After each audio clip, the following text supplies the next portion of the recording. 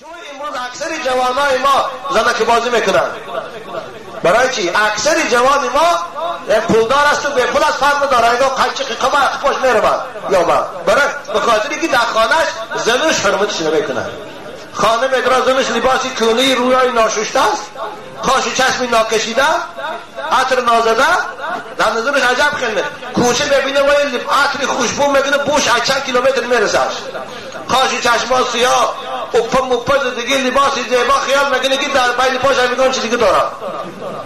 بنابرای خفای و مفتون شده میره زن خوش با خیانت میکنه.